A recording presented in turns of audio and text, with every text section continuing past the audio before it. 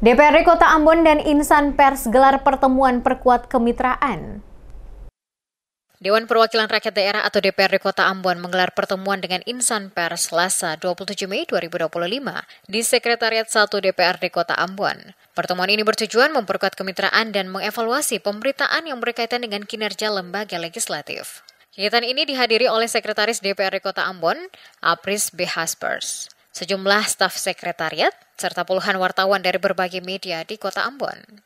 Dalam pertemuan yang berlangsung hangat namun dinamis tersebut, kedua pihak saling menyampaikan masukan. Sejumlah jurnalis menyuarakan aspirasi dan kritik terhadap pola komunikasi dan akses informasi di lingkungan DPRD. Meski beberapa tanggapan disampaikan secara tegas, pihak Sekretariat DPRD menerima masukan tersebut dengan terbuka. Sekwan Apris mengapresiasi kehadiran rekan-rekan media. Pertemuan dianggap penting agar kerjasama antara DPRD dan Insan Pers bisa semakin sinergis demi pelayanan informasi publik yang lebih baik. Selain mengevaluasi kinerja masing-masing, pertemuan ini juga membahas upaya memperbaiki hubungan kerja dan meningkatkan transparansi informasi kepada masyarakat melalui pemberitaan yang akurat dan berimbang.